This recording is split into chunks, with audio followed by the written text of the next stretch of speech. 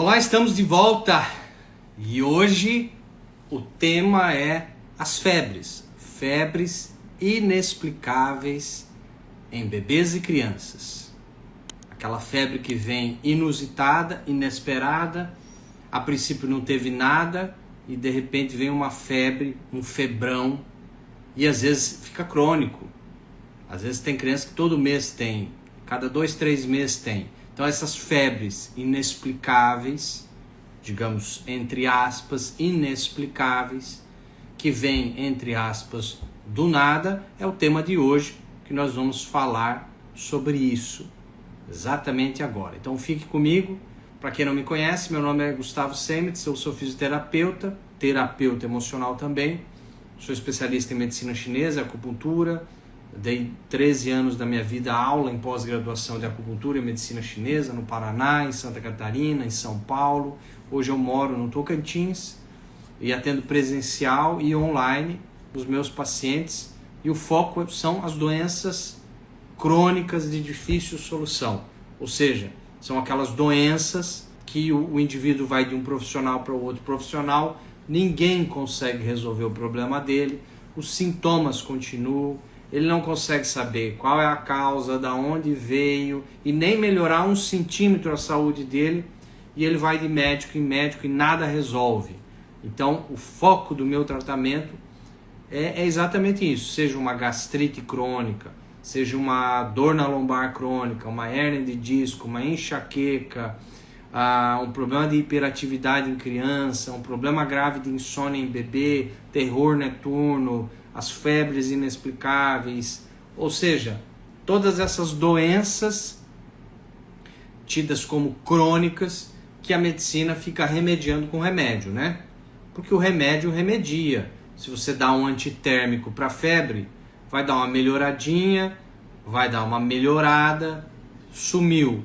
Sumiu por um tempo muitas vezes, porque às vezes isso volta e volta e volta. Para você entender a causa, é exatamente isso que a gente vai falar aqui hoje. E também como tratar, porque eu sempre dou dicas como iniciar um tratamento para isso, tá bom? Então vamos lá. A febre. Primeiro a gente tem que entender que a febre é aumento de temperatura corporal. E aí vem a grande questão.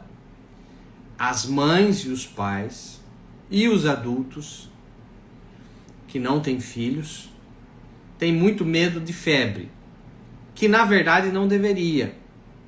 Porque os mamíferos, os animais mamíferos, as aves e o ser humano são animais de sangue quente.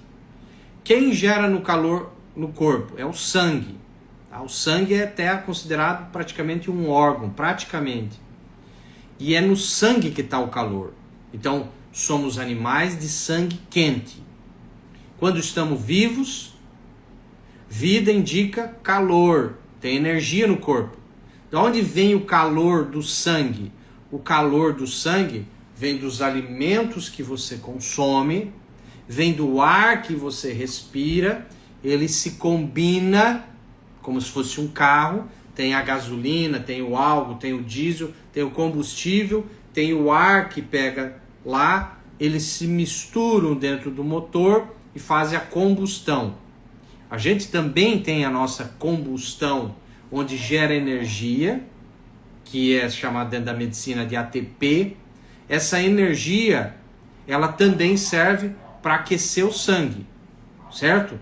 Então, da onde vem a temperatura do corpo? Primeiro, o indivíduo tem que estar vivo. Segundo, ele tem que se alimentar e respirar. E aí ele vai fazer temperatura, e para cada animal tem uma certa temperatura. Nem todos os animais têm a mesma temperatura. Mas o grande risco é o seguinte: as pessoas acham que temperatura alta é perigoso. E na verdade não é bem assim.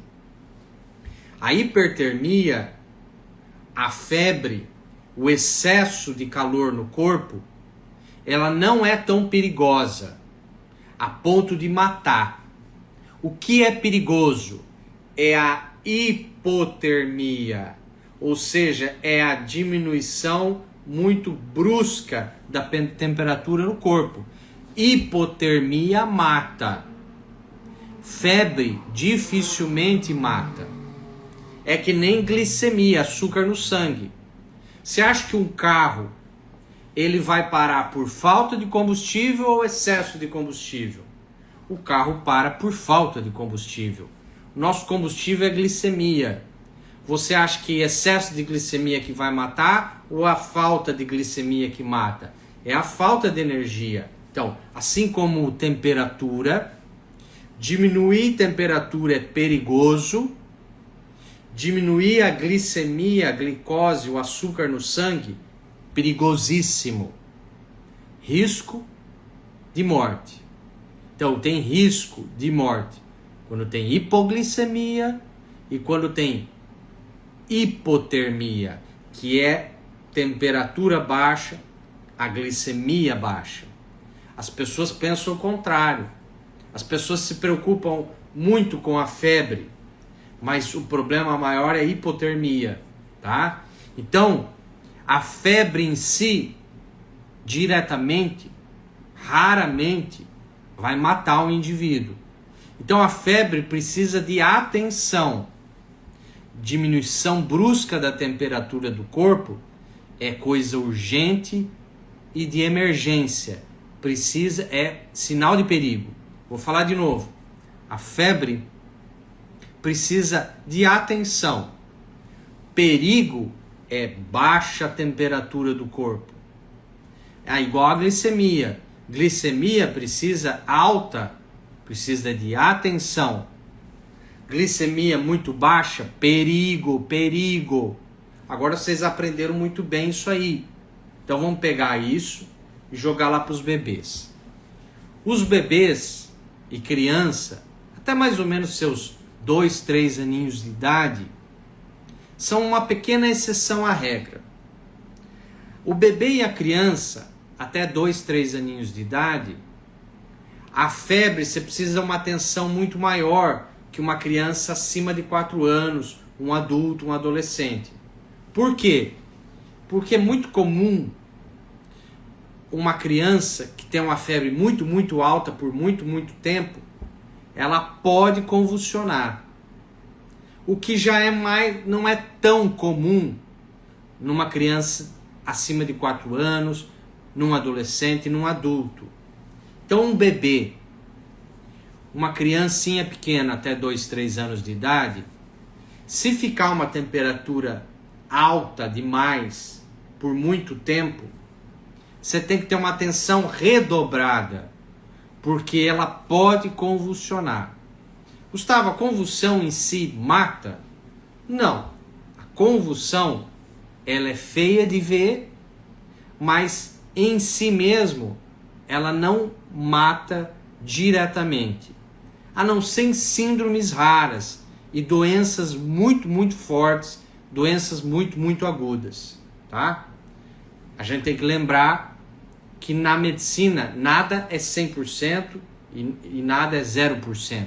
Sempre são percentuais, tá? A gente tem que trabalhar com percentuais, certo? Então, entendido isso, que temperatura alta a gente precisa de atenção. Em bebê e criança até 3 anos de idade eu preciso de uma atenção redobrada, que ela pode convulsionar, mas o perigo está na baixa temperatura. Aí a gente já começa a desmistificar que febre, Deus me livre, tem que correr para o pediatra, febre, Deus me livre, está morrendo, febre, Deus me livre, tem que tomar medicamento para baixar. Não é bem assim. A gente precisa é de atenção e não de perigo. A gente precisa de atenção, tá? Muito bem. E qual é a causa? Então vamos voltar para a biologia, tá? Na biologia, nós somos mamíferos sociáveis. Assim, o ser humano, como todo mamífero sociável, é muito importante o contato. Na biologia é chamado isso de coesão do clã.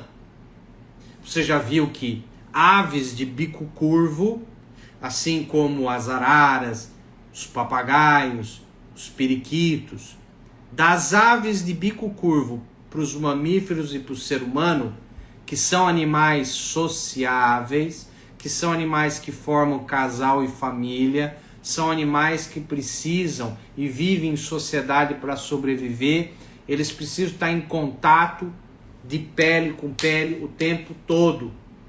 Por isso que os animais de bico curvo o tempo todo estão ali limpando as penas um do outro, o gato está lambendo um ou outro o tempo todo, os animais têm contato, o macaco está ali catando carrapato, parasita nas costas do outro o tempo todo. Eles têm contato, o tempo todo está em contato. O contato, agora eu pergunto para vocês, o contato de um indivíduo para o outro é quente ou é frio? O contato é quente, porque a nossa pele, o nosso sangue é quente. A não ser em algumas condições de crise de ansiedade e pânico e tal, que a pessoa fica com a mão gelada. Mas o corpo é quente. O contato com o corpo é quente. Tá? Toda vez que existe uma separação de contato, de coesão do clã, você tem frio. Olha que interessante. O contato entre um indivíduo e outro é quente. Quando eu tenho uma separação de contato, abraço, afeto, carinho, coesão, toque o tempo todo, quando eu tenho esse distanciamento, essa separação de contato, aí você tem frio. E qual que é o maior frio na natureza, em termos de animais? É a morte. Na morte, o indivíduo está frio. Por isso que vocês vão ver que a maioria das doenças de pele pioram no frio.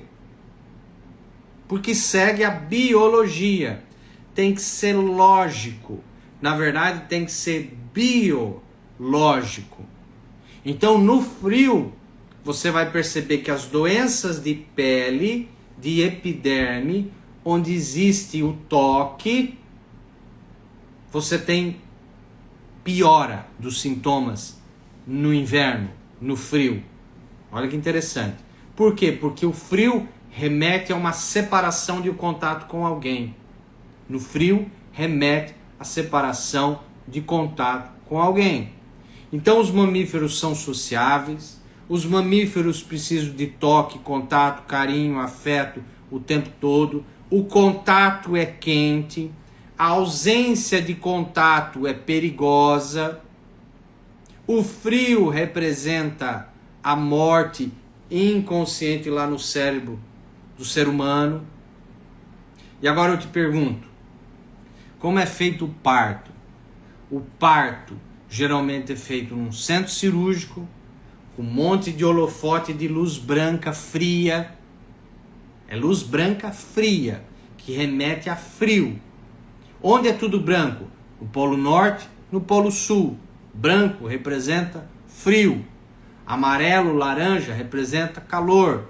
Quando você vai num centro cirúrgico, é lâmpada âmbar, é lâmpada amarelinha ou é lâmpada branca? É lâmpada branca fria, que você está deitado numa mesa cirúrgica, muitas vezes de aço inoxidável, gelado, de metal, onde está todo mundo paramentado, cheio de luva, ninguém tem contato com você pele a pele.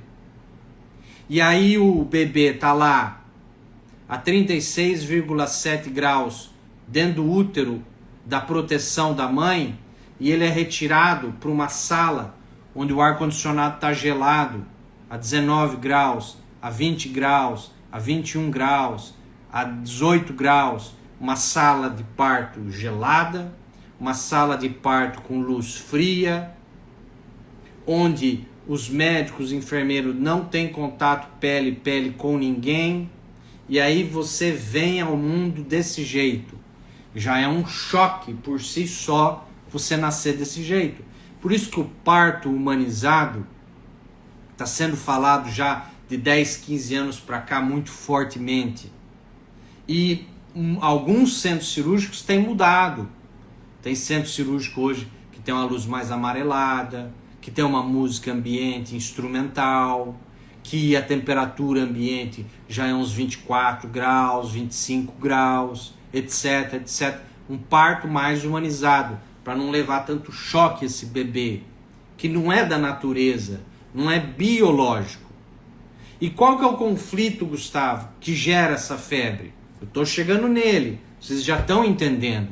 O conflito emocional, que na maioria das vezes, mais de 70% das vezes, criança, principalmente até 3 anos de idade, mais de 70% das vezes, dos casos que eu acompanho, onde tem febre inexplicável, é um conflito de separação, rejeição, abandono, distanciamento da mãe com o filho. Mas Gustavo, eu nunca rejeitei o meu filho. Eu não falei isso. Mas Gustavo, eu nunca abandonei meu filho. Eu não falei isso. Quem sente é o filho. O filho se sentir rejeitado não significa que ele foi rejeitado. Significa que ele sentiu rejeitado. Olha que interessante.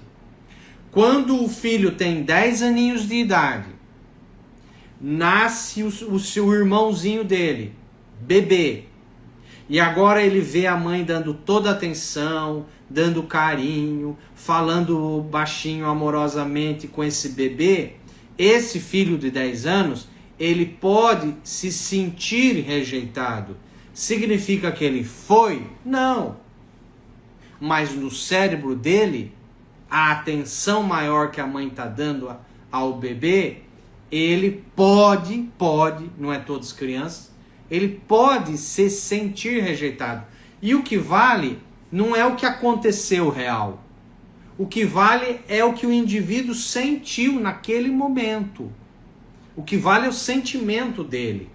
Então, quando a mãe e o pai fazem uma coisa que eu considero algo drástico, catastrófico para a saúde emocional, mental e física da criança, que é colocar uma criança de 6 meses, 1 ano, 2 anos, 3 anos de idade, enfiar numa creche, enfiar numa escolinha, por melhor que seja a escolinha, por melhor que seja a creche, você está arrancando do contato dessa mãe e jogando ela longe da mãe.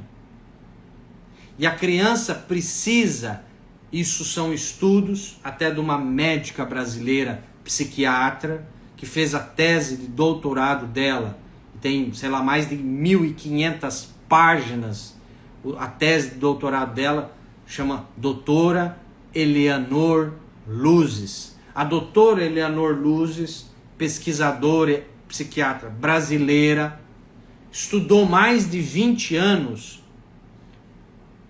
concepção, gestação, parto, até os 3 anos de idade da criança, e vários países desenvolvidos, e ela tirou algumas conclusões disso. Países super desenvolvidos, assim como é a Suécia, assim como é a Suíça, assim como é a Dinamarca, assim como é a Noruega, os Países Baixos. Por que eles diminuíram presos? Praticamente não tem prisão. As prisões estão vazias. Porque o governo de alguns desses países decidiu que a mãe, não importa o trabalho que ela tenha, ela tem que ficar com o seu bebê grudada até os 3 anos de idade desse bebê. Tem que dormir na mesma cama. Tem que ter a mãe o dia inteiro. Tem que ficar grudada com a mãe. O bebê humano, ele não tem independência até os 4 anos de idade. É a partir dos 4 anos de idade que ele tem uma certa nível, que pode ter uma certa separação dessa mãe. Mas até os 3 anos de idade, isso é pesquisa, quanto mais essa mãe ficar em contato com essa criança, não vai super mimar, não vai nada disso. Vai criar uma criança que depois vai ser um adolescente e um adulto super saudável, sem problemas de relacionamento amoroso, sem problemas de iniciação no trabalho, etc, etc, etc, etc. Então, toda vez que essa criança sente uma separação da mãe, um distanciamento da mãe, que no cérebro dela é um abandono, que no cérebro dela é uma rejeição, mas muitas vezes não foi, mas é uma separação, é um distanciamento, a criança pode começar a ter febre. Ela pode começar a ter febre, tá? Não é só isso. Não é só um conflito de separação, distanciamento da mãe. Pode ser, às vezes não houve uma separação e distanciamento real. Às vezes houve um medo da separação e distanciamento da mãe. Quando o pai e a mãe brigam, quando o pai e a mãe discutem, quando a mãe e a sogra discutem, quando a mãe e a cunhada discutem, quando a mãe e a mãe dela discutem, quando a mãe e a babá discutem, que tem que ficar com o bebê, eu vou ficar com o bebê, você vai ficar com o bebê, eu não vou ficar com o bebê, quem vai ficar com o bebê? A criança pode vivenciar um medo da separação e distanciamento da mãe. Às vezes não houve um evento real que se distanciou e se separou da mãe, como entrar numa creche, como entrar numa escolinha, como o pai arrancar o bebê do colo da mãe, como sei lá o que. Às vezes o medo da separação que essa criança vivenciou, e às vezes não aconteceu, mas ela viveu um medo pelos gritos, pelas brigas, que o cérebro dela ouviu e decodificou lá o que estava acontecendo. Então, existe esse conflito do medo da separação, distanciamento, ou uma separação, distanciamento da mãe, ou, muitas vezes, tem algo de medo, perigo que a mãe viveu. A criança não viveu nada. É a mãe que viveu um medo de um acidente, um medo, um perigo à vida dela, um medo, um perigo à vida do bebê. As mães neuróticas de primeira viagem, eu falo neurótica no bom sentido, tá? Porque é a primeira viagem, ela não entende, ela tá ali.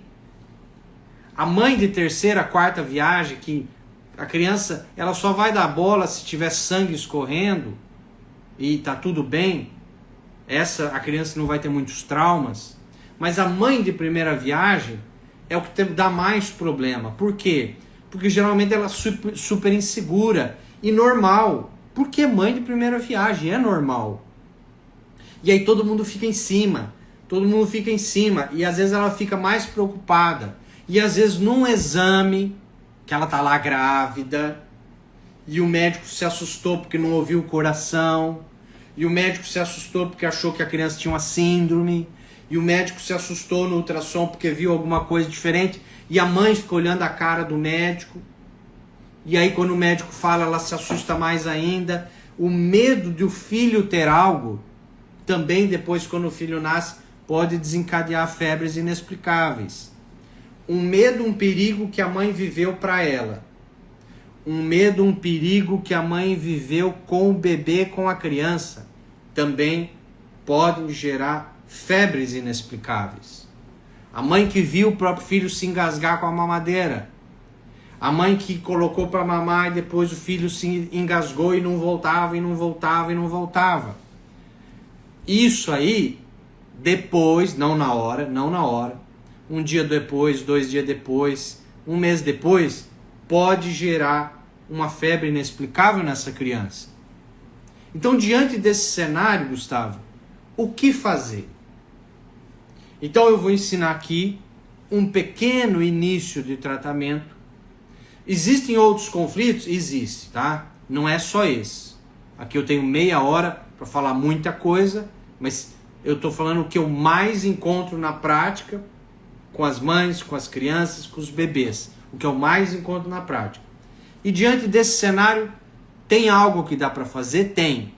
A primeira coisa é a mãe fazer algo próprio para ela, seja uma terapia com hipnose, seja uma psicoterapia, alguma coisa para ela diminuir insegurança, medos com ela e com o filho. Ela precisa disso, tá? Mãe insegura gera filho inseguro. Mãe medrosa vai gerar filho medroso. Mãe preocupada vai gerar filho preocupado. Mãe neurótica por limpeza vai gerar criança com um monte de alergia de pele. Ah, eu sou filho de uma dessas. Mãe neurótica por limpeza. Deus me livre uma sujeirinha. Deus me livre um suado. Deus me livre não sei o quê. Depois a criança começa a ter alergias de pele. Alergias de pele, mania e compulsão, TikTok, sei lá o quê. Entendeu? Manias. Pode acontecer. Então a primeira coisa que a mãe tem que fazer é ela se tratar.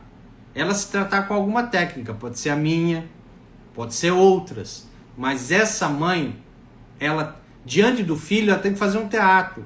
Ela tem que mostrar que ela está segura, rindo. Como que você mostra para a criança que você está segura? Dando risada. Internamente você está um caco. Mas externamente você pode estar dando risada. A criança caiu, bateu a cabeça. Na hora, você está nervosa e com medo lá dentro. Você vai olhar e vai rir. Vai rir. Porque a hora que essa criança olhar para você, ela vai falar assim, isso que aconteceu não é nada. Eu não tenho que me preocupar. Entendeu? Então, é muito importante as expressões faciais que essa mãe faz para a criança. Você está o tempo todo tentando fazer um teatro, mostrando que você é forte, mostrando que você está segura, mostrando que aquilo é bom, que aquilo é seguro. Como você mostra que é seguro? Sorrindo. O cachorro veio perto do seu filho, sorria. O gato pulou em cima do seu filho, sorria. Você tem que treinar isso uma vez, treinar 2 vezes, treinar 3 vezes, até isso ficar automático. E uma segunda coisa que você pode fazer é rastrear em você. Como que você rastreia? Fazendo uma pergunta.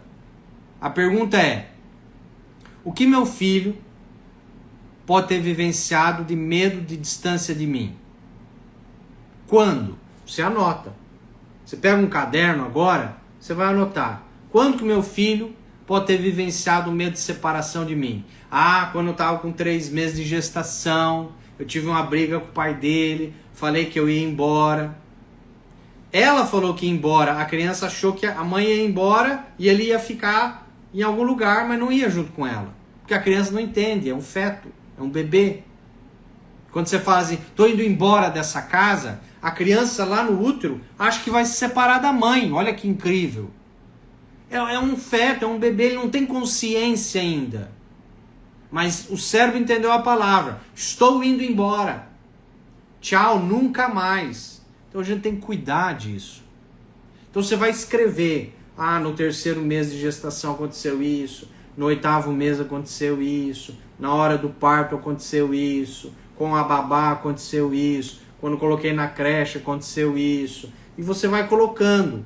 Isso é importante para você saber, para depois tratar. E os medos, perigos que você viveu também. Com você e com o bebê, com a criança.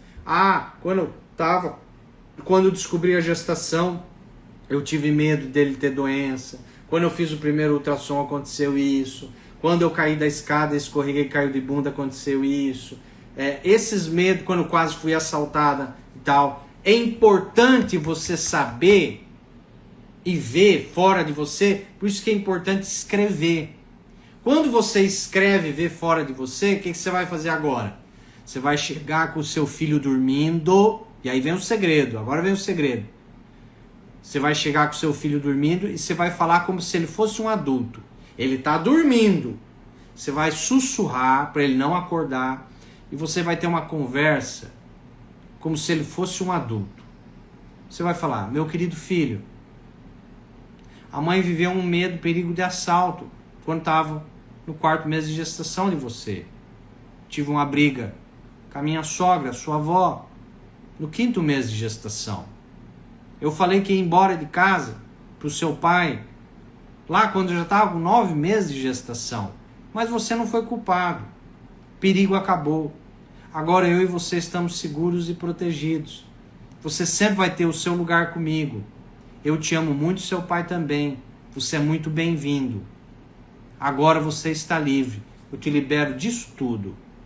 Quando você faz isso, o cérebro da criança vai decodificar com ela dormindo e vai desbloqueando